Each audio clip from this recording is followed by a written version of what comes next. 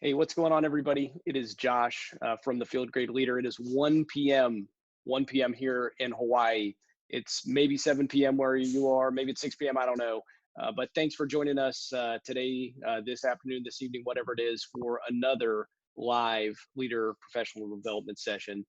So today, I am very, very pleased to host General Holmes. Sir, if you want to go ahead and do the grand reveal. Let's see how this goes. There he is, sir. How you doing? I'm great, Josh. How are you doing? Hi, everybody. We're doing really well, thanks. So again, I am super excited to have General Holmes here with us today. General Holmes is the commanding general of Air Combat Command, which I'm super excited to hear about as an Army guy and to learn a little bit more about ACC. And just excited to have everyone here. There's kind of three layers of people that are interacting. There's the people that are in the webinar who are showing up, that are talking in the chat. So if you're in the webinar and you're watching this in that inner circle, go ahead and let us know you're out there. Drop a message in the chat and tell us where you're watching from. Tell us what you do. Tell us how your COVID social isolation is going. Maybe like drop it in there. So next layer outside of that is the folks that are watching via Facebook Live. So same thing. If you're watching on Facebook Live, just drop a message. Let us know where you're watching from, and I'll keep an eye on that as well. To if you got any questions, you have anything you want to ask, let us know. I see Chris Lytle. He's in Guam. He's an RQ4 guy. Hey, Chris, appreciate it. Thanks for being here. I see Phil Blaisdell as well. He's my sergeant major who said that my haircut is okay, so I appreciate that also. Hey, so last circle, the outer circle, is the folks that are watching this later, that are watching recorded video via either on Facebook or on YouTube. So wherever you are, thanks for joining in. All right, one last note for the folks that are watching in the webinar.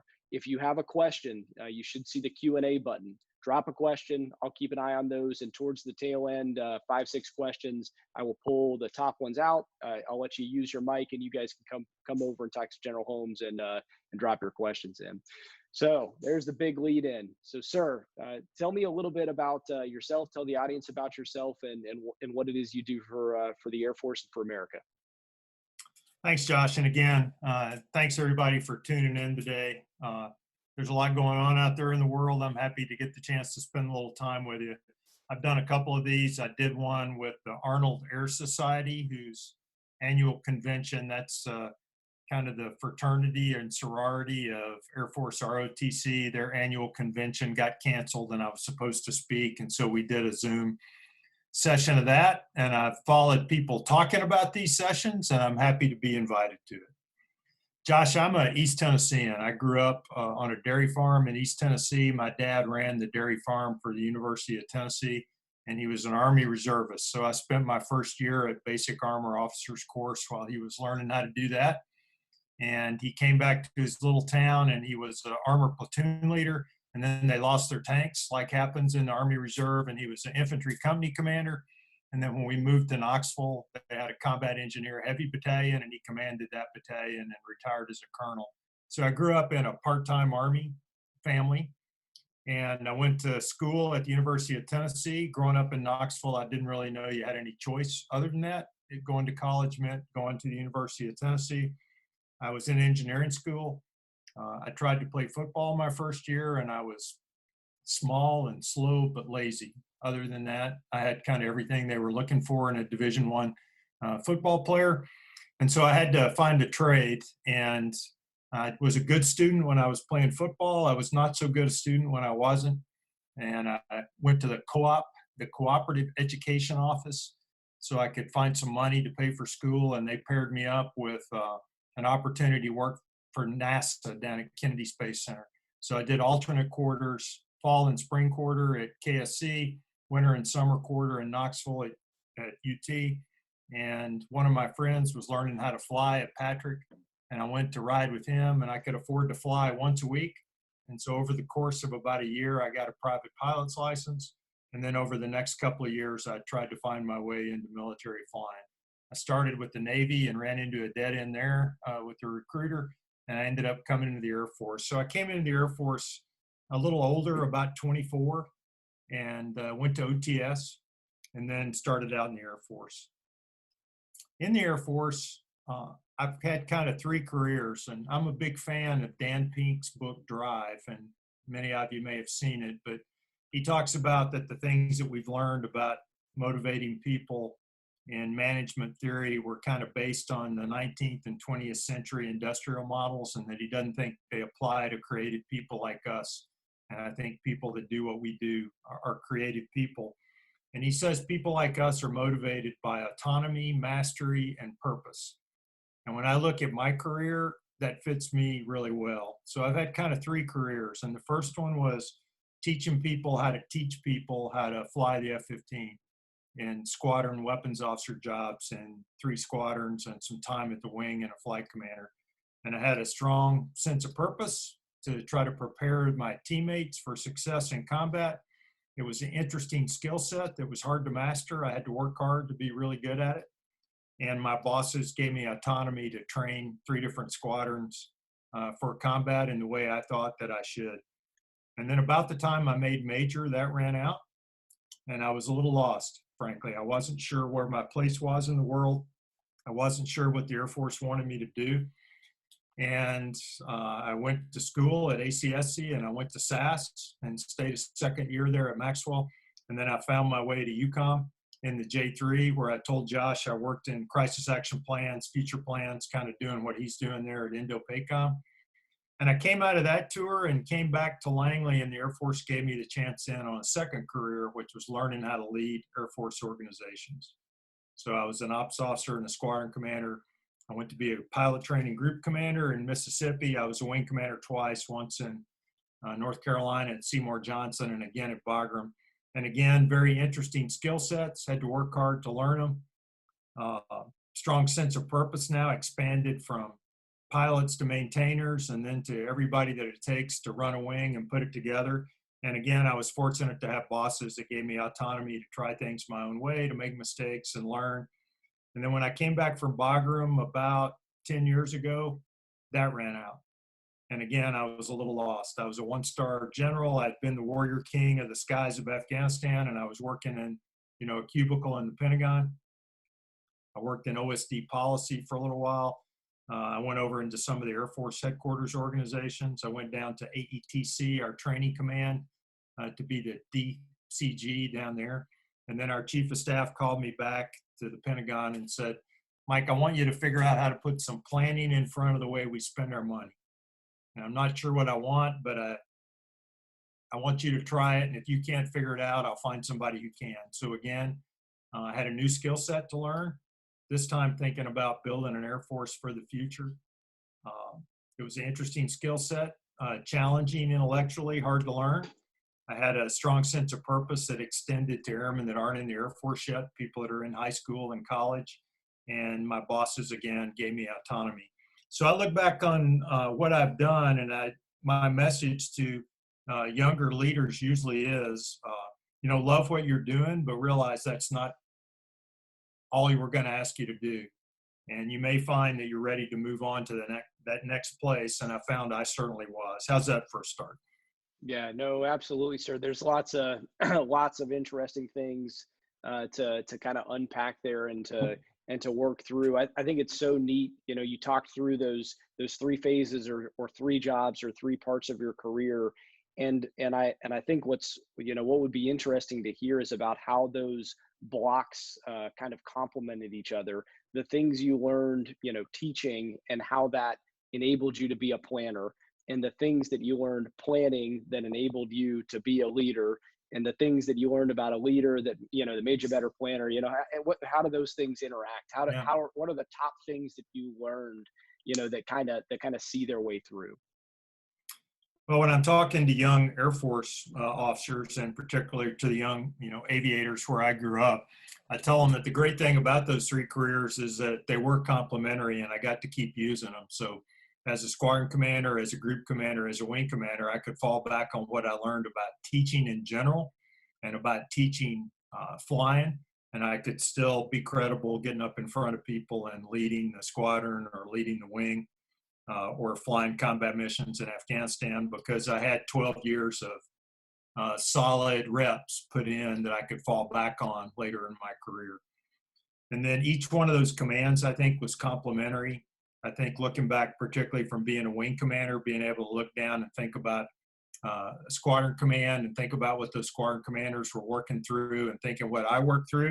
I came pretty close to getting fired in my first weeks as a squadron commander, and always keep that in mind when I'm sitting down and talking to a squadron command, which is kind of battalion command level for us. And then those details of learning what it takes to really make a wing work were important when I was planning the future of the Air Force. It takes all the pieces that you need, the whole wing, to be able to pull that together and generate the combat power that the Air Force generates. In general, we don't deploy from our bases, we fight from bases. So instead of being a place where you generate combat power and send it forward to the field, our base is where we actually fight from. They may be forward or they may be back. And so that's a little different with us, and trying to plan for all the capabilities that it takes to do that. So I do Yes, think sir. they overlap. Absolutely. It's interesting, kind of following that into sounds like a pretty important step. You're talking about planning to what the future of the Air Force looks like. And that's super interesting. And it's interesting that I'm sure you probably have folks from all across the Air Force, different bases, different locations, et cetera. And transitioning, that and the lessons that you probably started, the organizational process that you started there, and transitioning that into our current environment. It would be interesting to hear, what worked, is it, what are the things that the tools that you put in place that were useful? And then what are the things that when you kind of turn the wrench on it in the current COVID environment from an organizational leadership perspective, what doesn't work and what did you have to improve? I think what I've learned, and if you were going to distill what I try to do in different organizations down, I could oversimplify it a little and say two things. And the first one is to develop a shared purpose or a shared sense of purpose in the organization. And I think you do that by, communicating, by collaborating with people, and by interacting with people. So as opposed to just, writing a vision and handing it down and say, here we go, I found it works better to collaborate with the people in the unit and to try to drive some consensus on kind of who we are and what we do. The Air Force 2 years ago did some work on trying to reinvigorate its squadrons, and we can come back and talk about that, why we needed to do that. But one of the things that came out of that was they published what they called the value proposition of why are people in the Air Force. And as a wing commander, I'd get to spend time with all my young airmen when they came in and talk to all of them and then watch them grow a little bit. And we talk about you're in the Air Force or you stay in the Air Force because you feel like you're a valued member of a high-performing team that does something important, is something to narrow it down to. And so how do you get a shared sense of purpose in your unit? As a squadron commander, our shared sense of purpose was we were an expeditionary fighter squadron that trains and fights as part of a joint team. And we worked through that, and you can hear the words in there. It meant that we knew we were going to deploy forward to do our mission, and we had to be able to pick up and go on short notice, but that we would never fight by ourselves. It would always fight as part of a team. And then as a group commander in pilot training, a different kind of mission, it was we're building the world's greatest professional military aviators. And that professional word was chosen in their own purpose, because in a profession you have a skill set and a code of ethics. The military part was on purpose because there are a lot of pilots in the world, but military pilots go places others don't and perform tasks others won't. And then we put under that day or night, rain or shine, peace or war. And those were all important too, that we were going to, build skills both in the day and night. We were in Mississippi where the weather was terrible and it was important to talk about rain or shine. We were going to keep doing it. And then the second Iraq war kicked off while I was there training pilots, which is not a great place to be when war kicks off. And I wasn't too happy about it, and neither were my pilots. And so we put that peace or war part in there on purpose to try to talk about, the fact that our vision extended there. As a wing commander at Bogle, it was a unique opportunity because of the way we transition forces. The soldiers that were there while I was there from the 101st were there for 15 months. the wing that I had at Bogle changed 5 times while I was there. I had maybe 8 or 10 people that were on 1-year tours, another 20 or 30 that were on 6-month tours, and the rest, 3,000 to 5,000, rotated out at 120 days or less. And so we had a continual rotation going. And so our kind of mantra there was start right, finish strong, because everybody was always getting there and learning what we were doing, or already halfway thinking about going home, and try to keep focused on what we were doing. And so, in all these places, it was to try to work to figure out what is the one thing that the nation depends on this organization to deliver, and then how can we come to some shared sense of purpose, and then how do we build trust between the people in the organization and their leaders. And people talk about trust. They say it's a combination of character, competence, and judgment with some emotional glue that goes with it to tie it together. And most of the time, the way you develop that emotional glue is by trying hard things, by training at hard things, or by approaching a defining moment, in a unit where you pull things together. And I'll stop there. We'll talk about ACC when we get there, but I'll stop here and see if there's anything you want to talk about. No, sir. It's great to hear. I think it's common to all, regardless of what type of your organization that you're in, but all successful organizations, be it, ACC or a wing or an infantry platoon or Google, is having that shared sense of purpose that people truly believe in, that they can anchor on, that kind of leads their actions, and vests them in the organization. And that belief that not only are you working for a purpose that's important, but that the organization supports you in that, and that it's there and it's common. What I'd love to hear a little bit more about, and I'll keep edging this way because it's just on my mind, is how you get that shared purpose as a wing commander. I'm sure you would talk to your people and you could look them in the eyes and you could see and feel how they're doing, and you understood them. How does that work when you're not in the same place? How does that work for you to make that shared purpose a thing when the best interaction that you have, and this again to the COVID environment, is what we have right now, and the worst is email or whatever. What do you think, sir? Well, one of the things we do in the Air Force is we do our squadron level leadership training by MASHCOMs. And I don't know, I think the Army does more of a central course for battalion command, but we do ours by MASHCOMs. So I get every squadron commander comes through Langley for a week of pre-command training, and I get 2 or 3 hours with them on that first day, and I get 2 or 3 hours with them on the second day to talk directly to them. We do quarterly feedback back and forth with the wing commanders. And one of the benefits of COVID is that instead of traveling 200 days a year, I'm not traveling. And so I'm able now, I have 35 wings, and I do a 30-minute phone call with each wing commander. I can do that once a month now because I'm not traveling. And so we're doing our battle rhythm through COVID as we started off was like most commands. We had in the Air Force, we call it a crisis action team, but we had a cat brief first thing in the morning. And then once a week, we're interacting with our higher headquarters. And then once a week, I was interacting with the wing commanders in person. And then we have numbered air forces in between. It's kind of like a core level. And those guys were tuned in to our update, commander's update every morning. But I found that spending that time every week with the wing commanders to talk directly to them was really important. And then as I learned something, as I read something that I thought was helpful, as I read something that changed my mind on something, I was sharing it out with the wing commanders and expecting them to share it out with their squadron commanders. So we've tried to get a battle rhythm that is the right mix between sharing ideas, but not overdoing it and having wing commanders spending all their time in meetings with me. Yes, sir. Yeah, absolutely.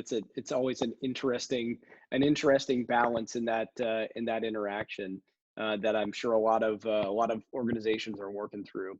So I'm about to flip it over in just a second, and we're going to start to pull the audience in a little. So I'm watching the questions go.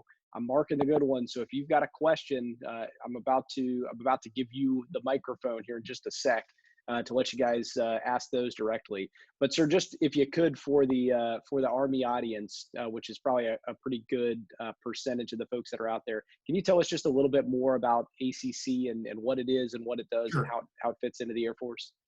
Sure. ACC organized, trains, and equips combat-ready airmen to control and exploit the airspace and cyberspace. And we're the CONUS organization that's kind of a cross between Army ForceCom and TRADOC. We have some elements of both, but we don't have everything that's in either one of those. So we have numbered air forces that have our conventional fighter, rescue, and command and control forces in them that train here in the CONUS to go forward and deploy. And then we have 16th Air Force, which has all our intelligence, cyber, and information warfare assets together, about 35,000 people, which is our newest organization. We have the Air Force's Warfare Center out at Nellis, which is advanced test, advanced training, and advanced tactics development. And then we also we're the administrative headquarters for 3 of the Air Force's service components to COCOM. So 1st Air Force is the component to NORTHCOM and or AF North. 12th Air Force is the component to SOUTHCOM, AF South. And Air Force's Central is a component to CENTCOM, and all 3 of those organizations administratively report through Air Combat Command. So we bring the fighter, the tactical air control party, the rescue, the command and control resources, and the intelligence, surveillance, reconnaissance, electronic combat, information warfare, and cyber capabilities of the Air Force to the warfighter. Okay, got it, sir. About 93,000 airmen, about another 50,000 affiliated in the Air National Guard, and then a key civilian force on top of that. Awesome, good deal. All right, sir. So we're gonna transition. We're gonna go over to the live studio audience, as I like to call it, and we're gonna start out with Karalson. So, Kara, I'm just giving you mic privileges there, and sir, just the connection piece, which is always fun. After we did one of the first sessions, I said, who else should we get? And Kara on Twitter tagged you, and that's how we ended up here today. So Kara, how are you doing today? Can you unmute? Hey there, I'm doing just fine. Thanks so much. All right, first time caller, long time listener, right? Amen. Hey, go ahead with your question, Kara. All right, thanks so much. So first off, sir, thank you very much. I know I sort of hit you with that tweet and said, hey, I think you should join us, you and the CSAF. I figured I would just aim for the stars, and it looks like I caught at least 3 of them or 4 of them. So thank you very much for joining us tonight. So my question is, one of the things that we find is that a lot of leaders like to use analogies when they're doing their problem framing. So right now with the whole COVID-19 going on, I know at least for myself, many of the other people that I work with, there is no analogous situation for us to draw from. So my question to you is, sir, what do you consider an analogous leadership situation to this, if any? And then what advice do you have for leaders in this environment? And then I've got to, of course, throw the last question in there. What are all the very cool looking guitars in the background? Well, guitars are my hobby and my avocation. There's some of them back there. None of the really good ones are back there, but there's a parts caster back there. There's a Alvarez Yeri acoustic that I've had since I graduated from high school, and then another old guitar. But that's what I do for fun, and that's what I've always done when I need to catch my breath or relax or focus a little bit on something else. I think you're right, Kara, about the analogy, and frankly, I think that's okay. I mean, I know that you're a student of both history and theory, and I do like to go back and look for history and look for analogies. But I think more foundational to this one is the approach to dealing with it, recognizing that it's different everywhere across the country. There's not one unified situation report we can give on where we are. And so our focus has been to try to have some priorities that we worked with wing commanders to try to have some lines of effort, but to delegate authority and responsibility and decision-making down to those wing commanders, recognizing that there's 35 different struggles going on with COVID and Air Combat Command right now, and not just one. All right, thank you very much, sir. Thank you. All right, so next up, we're going to go over to Stephen. So Stephen, I just got you mic'd up. Are you able to talk? I'm good to go, sir. All Can right, you go hear me? ahead, man. Hey, sir, I'm an instructor up here in Canada at our field artillery school, and so the scale, understandably, is different. Yep. However, I think one of the core problems I'd like you to touch on is the shared purpose, but tied to the issue of clarity. Because the thing that I've noticed over, I have about 22 years of service, I'm a warrant officer, is that commander's intent is something we like to throw around, and mission command. And yet very often when the general comes and speaks to us in the past, very often their actual purpose or their vision has somewhat got lost. So how would you suggest at all levels of command, no matter the scale, what is the key thing to ensuring that your intent is actually what is getting actioned? Thanks, Stephen. And are you in the Canadian Forces, or are you an American up there teaching? Canadian Forces, sir. We've only had about two Americans in the 10 years I've been at the school. I was in Central Canada before that. I forget what I was in Manitoba, which is just north of North Dakota, where there was a B-52 base, which are JTAGs. Yep. Yep. Well, in my year in Afghanistan, I did some fighting. Mostly Princess Patricia's regiment was there during my time frame in 08 and 09, and had some great interaction and a little bit of combat with them down around Kandahar. Thanks that was my buddies, because I was there in 07 with the Princess Patricia's as a foo.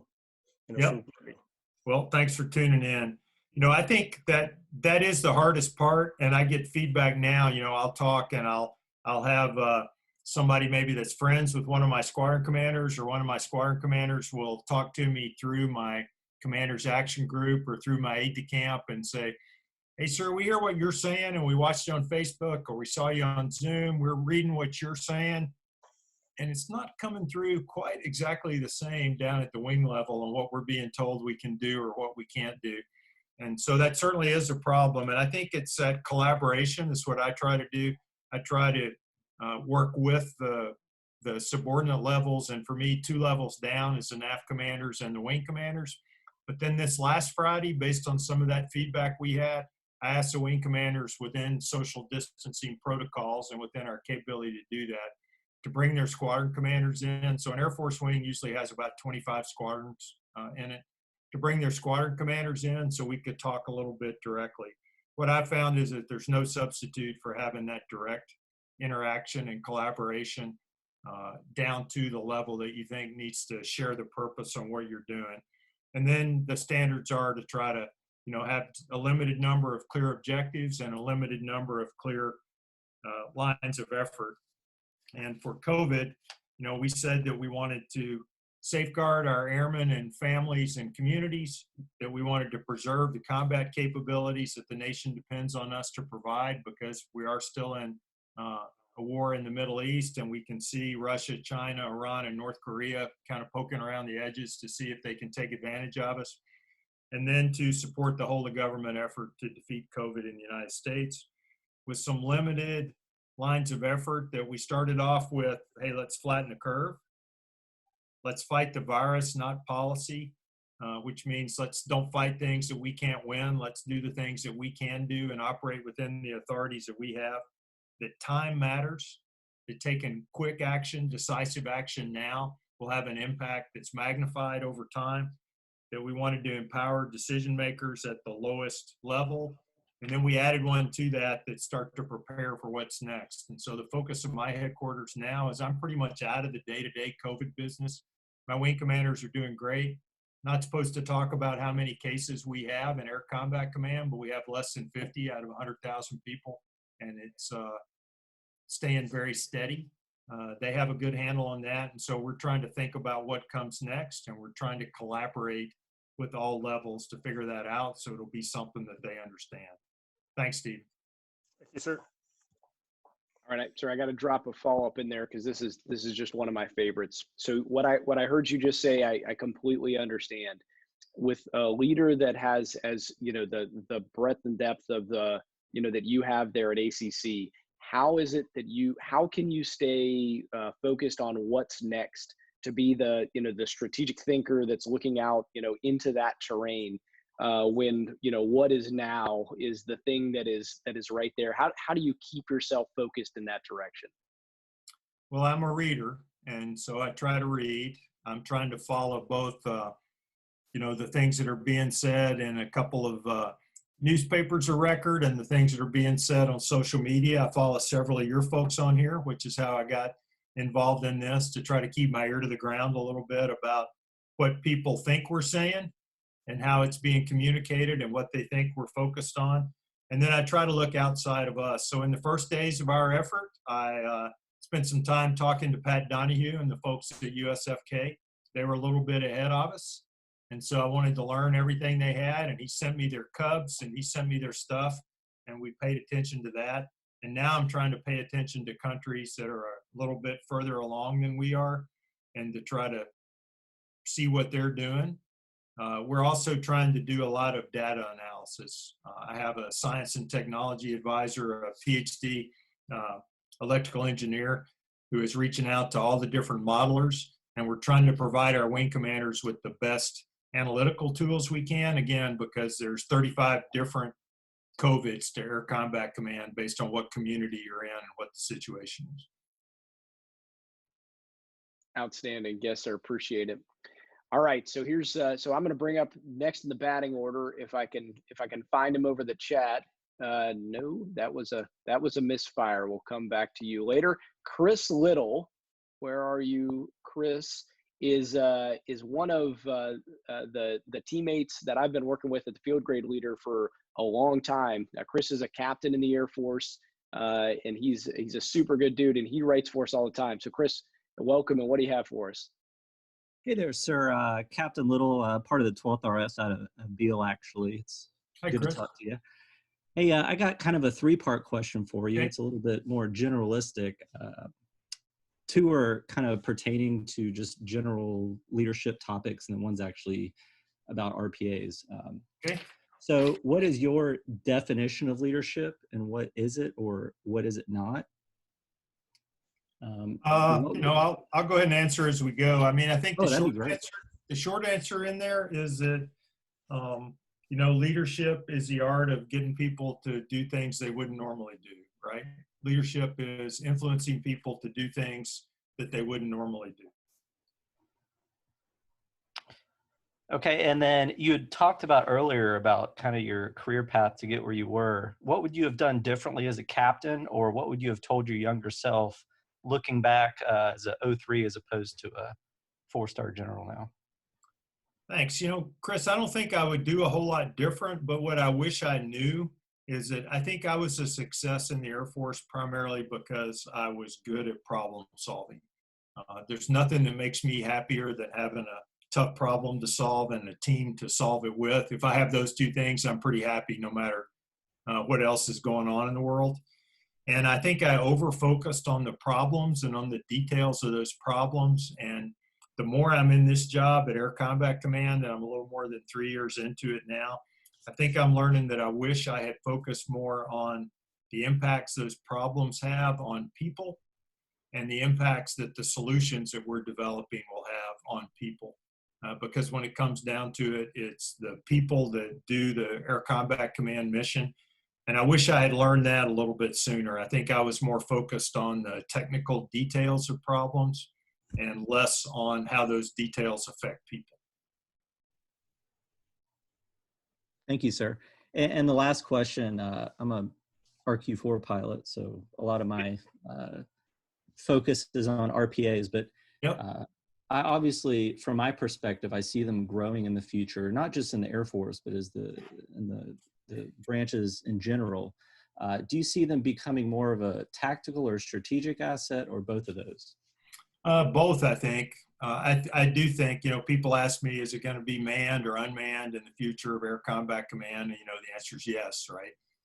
We're going to do both, and the future is teaming between the two. I am a little concerned about our remotely piloted aircraft enterprise and the vulnerability of the links and the way we communicate. I think the future will be more and more autonomous for our unmanned systems, and autonomy is not new to us. We have had AI in our cockpits for a long time. We've had autonomous machines and cruise missiles, that were allowed to make certain decisions and do things and guide to their target. I think the future for us will be finding that mix between, not so much between manned and unmanned, but will be autonomy, with some of the systems having a person to make them autonomous and some of them having algorithms and machine learning to do it. That's not going to happen right away, but I think the guys like you will find your job shifting into, how do you plan and prepare and direct at a larger scale level than one aircraft to make missions happen with autonomous unmanned vehicles. Over. Awesome. Thank you, sir, for your time. Thank you.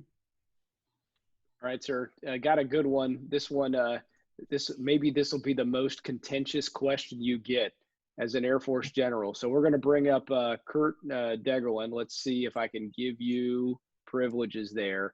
And one of the neat things, or one of the things that we talk about, at least, we're lacking guys like you, kind of the senior leader bubble, that are in the conversation in social media. So Curt, over to you. Can you talk? Yeah, how do you hear me? Yeah, good, man. I hear you, Curt. Yeah, my question, coming out of the C-17 world and just out of the contingency response group, and really noticing when the Defense Entrepreneurs Forum started up, we started seeing the mill blogs coming out, and really that whole space has been dominated by Army, Marines, Navy, and very much a distinct lack of the Air Voice presence in successful blogging community.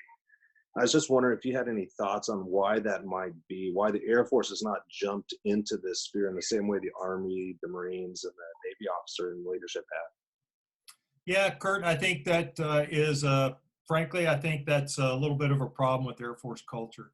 I think we have kind of an imperial culture where if we aren't careful, our briefings and our writing kind of quote senior leaders and give back to them what they said, instead of kind of fighting and arguing over ideas and trying to have a marketplace to bring new things in. I do think that's changed some, but I agree with you that we tend to kind of wait and see what headquarters says and then all pile on with that instead of having a debate outside. I will tell you that there are aggressive debates inside. I wouldn't say there's fist fights between four stars, but there are some aggressive, contentious arguments about the right way to do things. And we're trying at Air Combat Command to work into the innovation space without dictating it. So we're trying to provide tools, we're trying to provide resources, we're trying to support the innovation that's happening at wing level without trying to direct it or micromanage empowerment. But I think we still got a ways to go, and so I hope you're out there pushing a little bit. I appreciate the answer, sir. And yeah, we've got some stuff out with Josh and his team there, as well as Strategy Bridge. And there's some great Air Force officers publishing in those spaces. Yeah, there are, and a couple of them have worked for me. Mike Petruka's worked for me off and on for 15 years, maybe more than that. Jeremy Maestro-Renken is here with us at ACC. Some thoughtful guys. He's on his way to go over and help the Space Force as they think through their strategy. And there are some great guys out there, and I enjoy reading what they put out. Well, thank you, sir. Thank you. All right, sir. So next up, we're going to go over to Ryan Woodcraft. So Ryan asked a good question, and we had General Holmes and I had a conversation before we started this on multi-domain operations and kind of the necessity from a multi-domain perspective. It's got to be more than joint. So Ryan, are you there? You got me? Yes, sir. How can you hear me?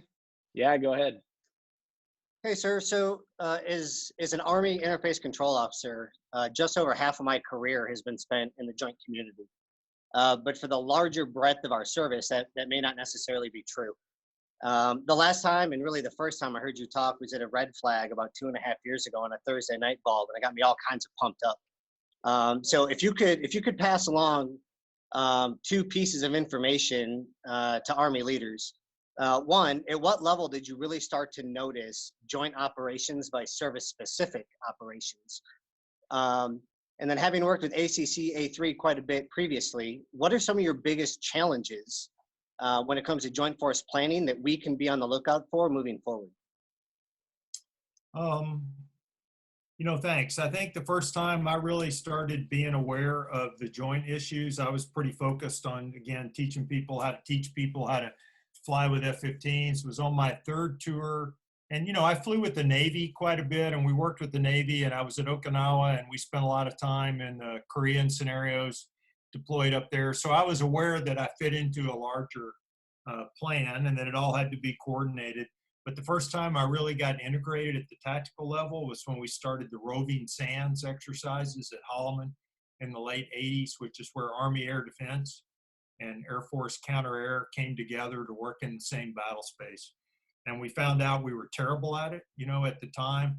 The first time we did it, they said, okay, Army, use your doctrine and your standard procedures. And they shot down, 90% of the red air and 75% of the blue air as we worked through it. And we had to learn to reach across those lines.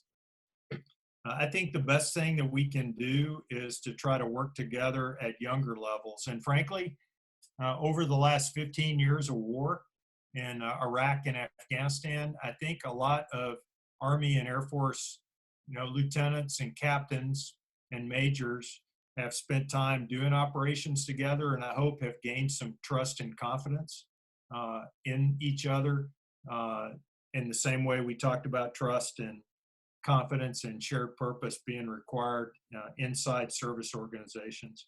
I think if we're going to make multi-domain ops work, it's going to take working together, not trying to pull it together at the corps or numbered Air Force or air component level. It's going to take converging solutions that are orchestrated down at the level where we have company grade officers and young field grade officers pulling solutions together and understanding each other's capabilities. And there are a couple of places where we do that, but I wouldn't say, we're good at it. We've made some progress in that air defense counter air area. We have some, ability through our ASOS, ASOC, and TACP organization. I've seen great interaction between deployed intel organizations, but I think we've got a long ways to go to pull that together.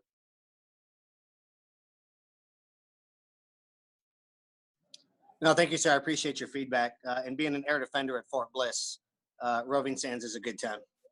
Yep. And, my fear is, Ryan, that as we go forward, that in this environment where I think our budgets are going to go down, we've enjoyed rising budgets the last 2 or 3 years, but, we're spending $1 trillion plus on economic incentives for COVID. We've overspent our budget for the last several years. I think it's inevitable that our military budget is going to go down. My fear is that we'll build redundant capabilities now in multi-domain ops that we can't afford because each service will feel like they have to do everything themselves. And my hope is that the lowering tide of budget will force us to work together to try to figure out how we can do things in the best way without building redundant capabilities. Thanks. All right, sir. So got a couple of, we got two more to go, two more good ones. So we're going to go over to Switch Williams, who's got a question about autonomy and kind of the current environment. Switch, how are you doing? I'm great. Thanks for the opportunity to talk, sir. Thank you so much for joining us. You brought up autonomy earlier, and it's something that I've been doing some research on. And I seem to see a trend where there's a lot of senior leaders that talk about how AI is going to have this change in all of the ways of our lives, but as well as our military forces and how we use them. I'd be interested in how you think the military should prepare the workforce for this autonomy and artificial intelligence, that we expect to be using probably within this decade. So over to you, sir. Thanks.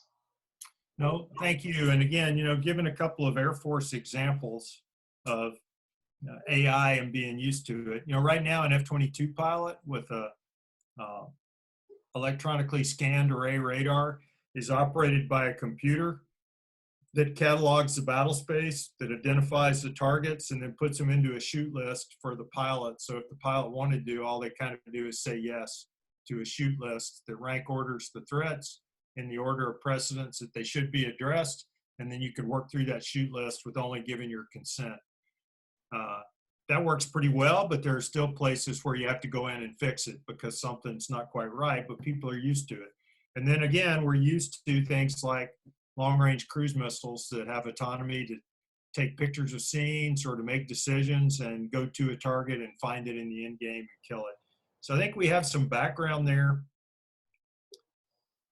I think we tend to overdo them as buzzwords. I think you're calling me out on that a little bit. Everybody says, well, how are you going to fix this problem? Well, we're going to add some AI to it, or we're going to add some machine learning to it, or we're going to add some autonomy to it.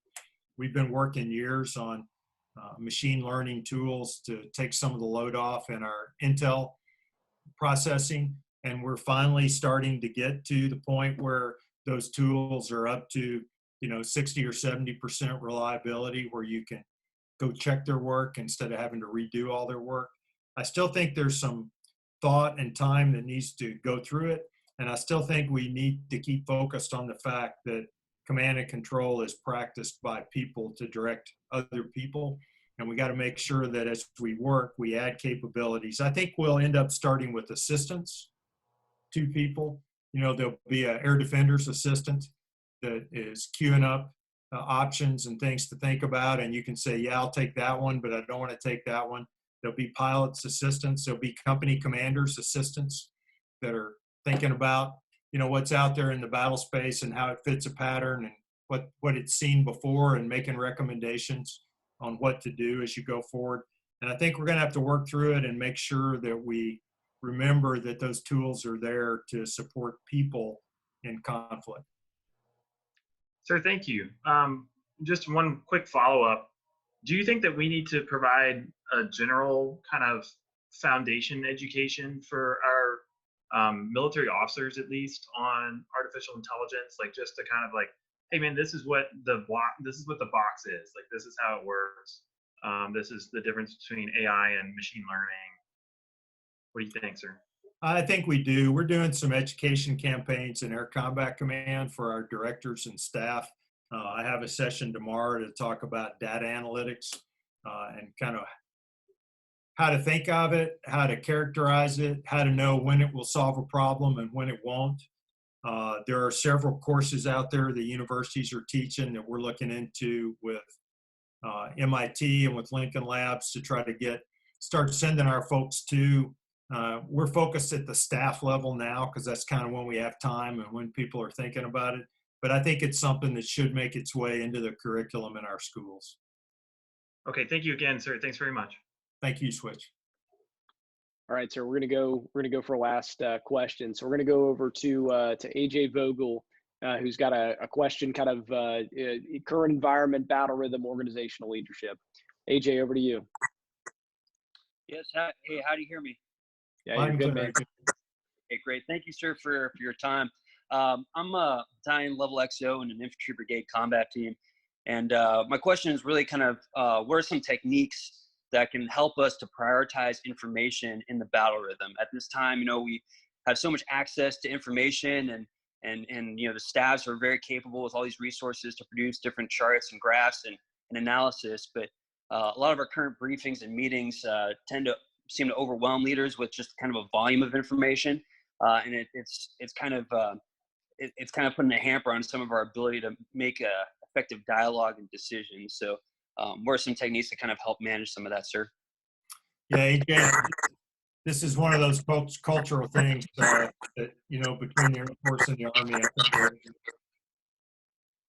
it's like, so we got some feedback going here between you and me, maybe. AJ, thanks.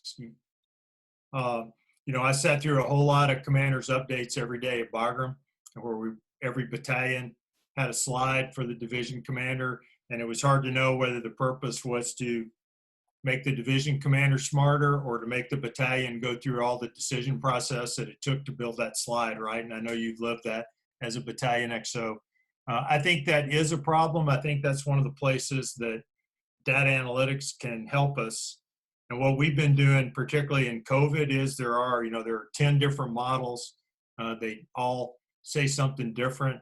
We've tried to focus on what are the kind of 3 key things that we want our commanders to know in their COVID battle space.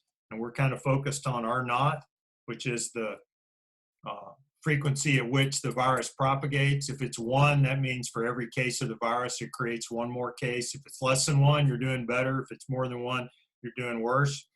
Then we've tried to focus on the total number of cases outside the wire per 100,000 people. And then we've tried to focus on hospital beds and particularly ICU beds, and whether on the forecast we're on, there's going to be enough of those in the local area.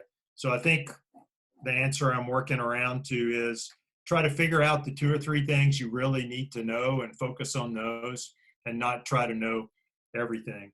I would read the Sherlock Holmes novels when I was a kid growing up, partly because the last name being the same, and, kids on the playground called me Sherlock and all that.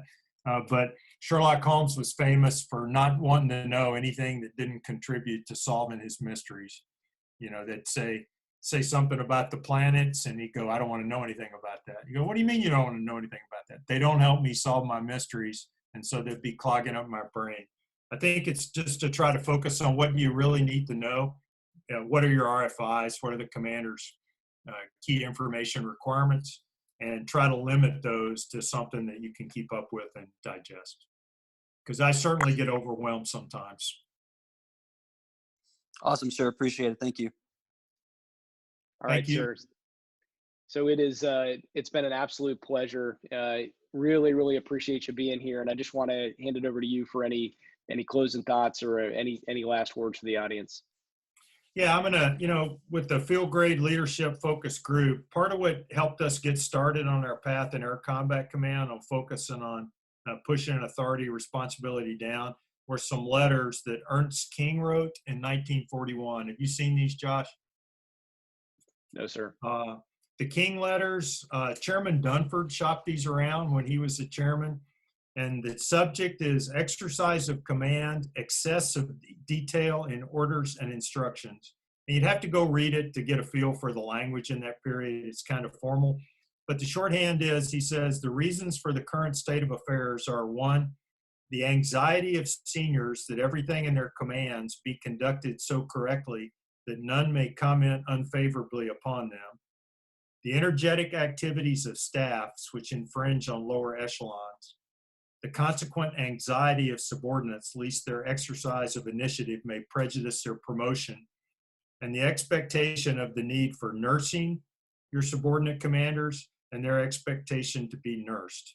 And Admiral King wrote this letter in the spring and summer of 1941, right before Pearl Harbor, and he said, there's a war coming with Japan, and we have taught our captains on our ships to wait for us to tell them what to do, when to do it, where to do it, how to do it, and why to do it.